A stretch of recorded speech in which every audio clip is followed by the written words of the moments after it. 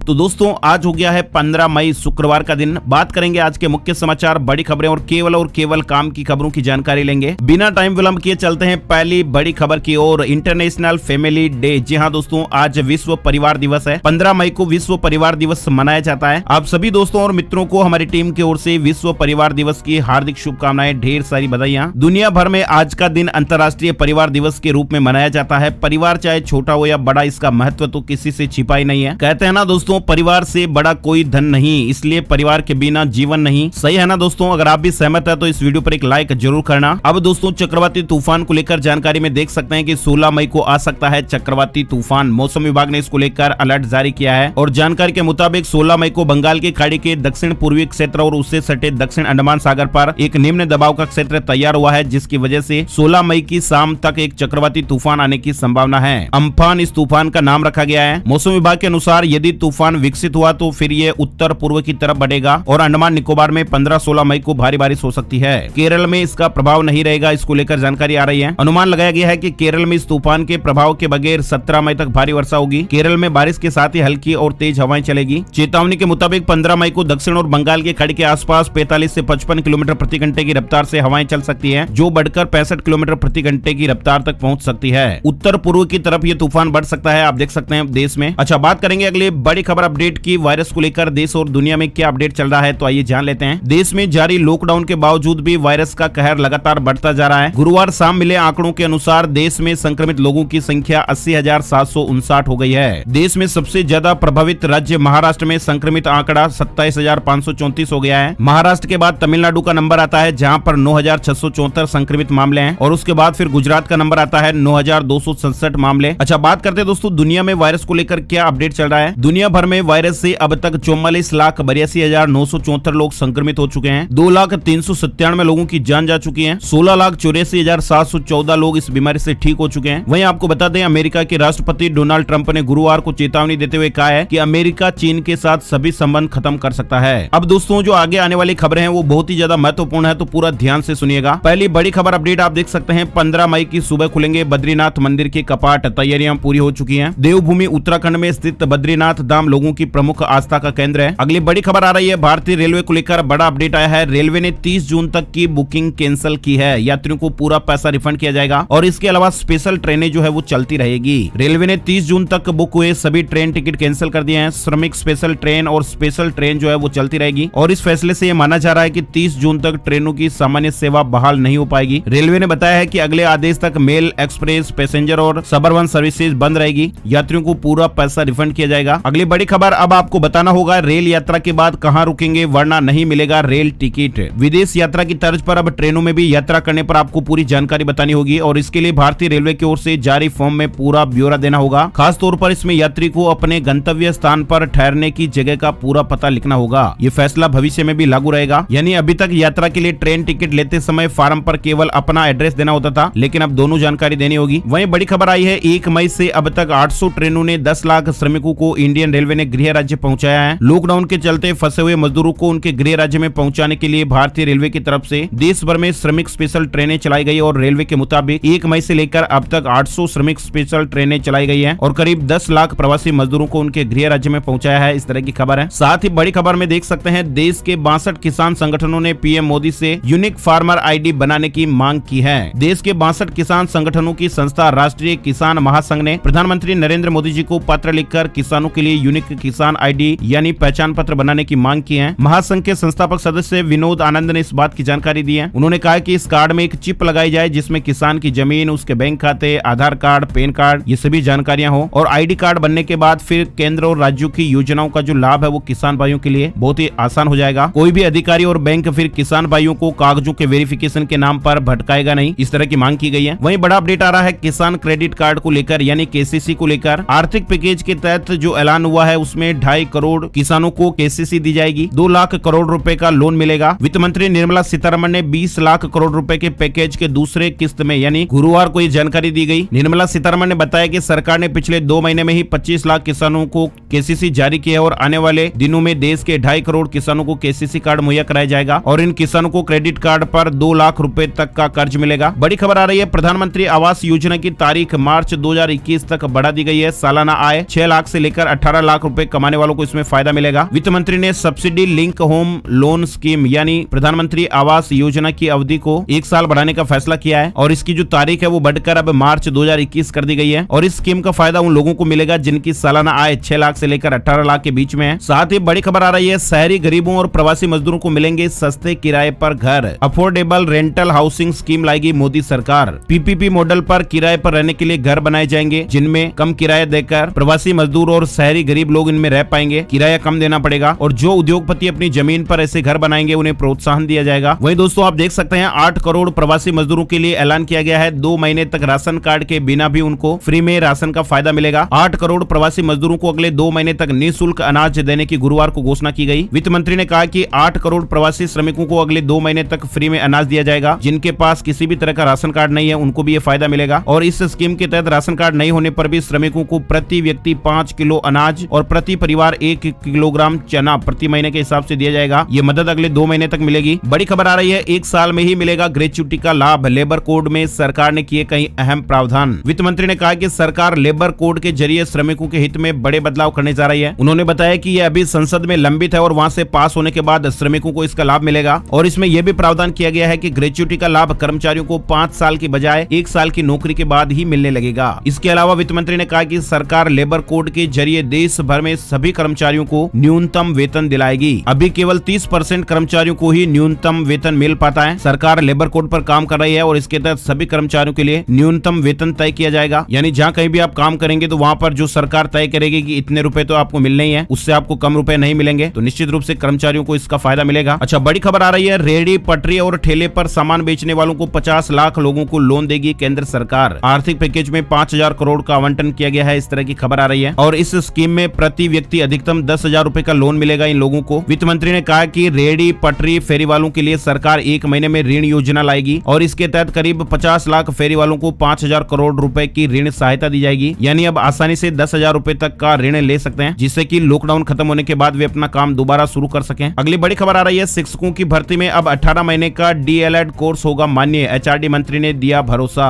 राष्ट्रीय मुक्त विद्यालयी शिक्षा संस्थान एनआईओएस का 18 महीने का डीएलएड कोर्स अब शिक्षकों की भर्ती में मान्य होगा। मानव संसाधन विकास मंत्री रमेश पोखरियाल निशंक ने गुरुवार को शिक्षकों के साथ चर्चा में लंबे समय से आ रहे इस विवाद का पटाक्षेप कर दिया। खबर है कि इस कोर्स को करने वाले देश भर के करीब 15 लाख शिक्षकों को बड़ी राहत मिलेगी। यानी अब आगे वो इस कोर्स के आधार पर शिक्षकों की भर्ती में शामिल हो पाएंगे। बड़ी खबर आ रही है, यूजीसी नेट 2020 को लेकर नेट की तिथि जल्दी घोषित की जाएगी। मानव संसाधन विकास मंत्री ने कहा है कि नेट यानी राष्ट्रीय पात्रता परीक्षा की जो तारीख है वो जल्द ही घोषित की जाएगी। गुरुवार को ये जानकारी दी गई। अच्छा, बड़ी खबर आ रही है, गुजरात सरकार ने शुरू की 2% ब्याज पर 1 लाख रुपए ऋण की योजना। गुजरात सरकार ने गुरुवार को एक योजना की घोषणा की और इसके तहत निम्न मध्यम आय वर्ग के लोग 1 लाख रुपए का गारंटी मुक्त ऋण बैंकों से 2% वार्षिक ब्याज दर पर ले सकते हैं। इस तरह की खबर आ रही है। वहीं दोस्तों आपको बता दें अगली बड़ी खबर में, लॉकडाउन के बाद भी सरकारी ऑफिसों में जारी रहेगा वर्क फ्रॉम होम। गुरुवार को इसके लिए कार्मिक और प्रशिक्षण विभाग ने एक गाइडलाइन का एक मसौदा जारी किया और विभिन्न मंत्रालयों से इस पर 21 मई तक सुझाव देने को कहा है। वहीं बड़ी खबर आ रही है, आरोग्य सेतु ऐप को लेकर इसका नया वर्जन लॉन्च किया गया है। जियो फोन के 50 लाख यूजर्स भी इसको डाउनलोड कर पाएंगे। इस ऐप को अब तक 10 करोड़ से ज्यादा लोगों ने डाउनलोड किया है। वहीं दोस्तों बड़ी खबर आ रही है, सुप्रीम कोर्ट की ओर से बड़ा फैसला आया है। कॉलेज फीस माफ करने संबंधी याचिका खारिज की गई है। सुप्रीम कोर्ट ने कहा है कि फीस नहीं लेंगे तो पढ़ाएंगे कैसे। सुप्रीम कोर्ट ने वायरस के कारण चल रहे देशव्यापी लॉकडाउन को देखते हुए कॉलेजों की सेमेस्टर फीस माफ करने की मांग वाली जो याचिका थी उसे खारिज कर दिया है। वहीं बड़ी खबर आ रही है, भारतीय स्टेट बैंक को लेकर एसबीआई ग्राहक ध्यान दें। जी हां दोस्तों, अगर आपके पास भी आता है ये एसएमएस तो तुरंत उसे डिलीट कर दीजिएगा वरना आपको नुकसान हो सकता है। नेट बैंकिंग को लेकर आपको सावधान रहने की बात बताई गई है। एसबीआई ने अपने बैंक ग्राहकों को मैसेज भेजकर ये अलर्ट जारी किया है कि अगर आपने पिछले 180 दिनों में अपने नेट बैंकिंग पासवर्ड को अपडेट नहीं किया है तो इस पासवर्ड को आप जल्द से जल्द अपडेट कर लें। बैंक ने अपने ग्राहकों से कहा है कि वे एसबीआई के ऑनलाइन वेबसाइट पर जाकर अपने खाते की जानकारी को अपडेट कर सकते हैं। बड़ी खबर आई है शेयर मार्केट को लेकर। सप्ताह में कारोबार के चौथे दिन बाजार में भारी गिरावट देखी गई। सेंसेक्स 885 अंक और निफ्टी 240 पॉइंट नीचे बंद हुआ।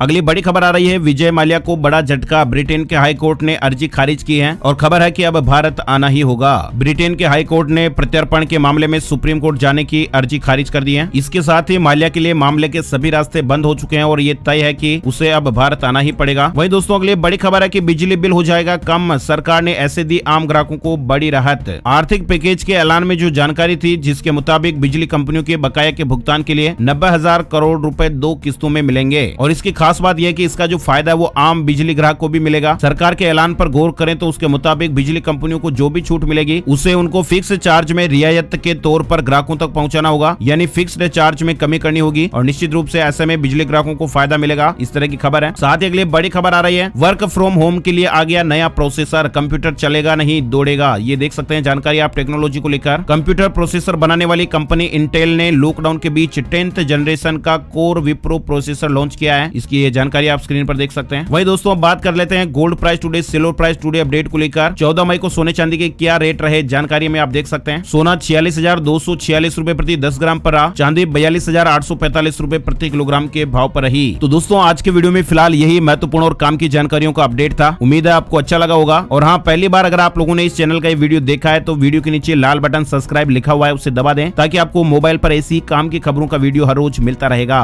आपका बहुत बहुत धन्यवाद। जय हिंद, जय भारत, वंदे मातरम।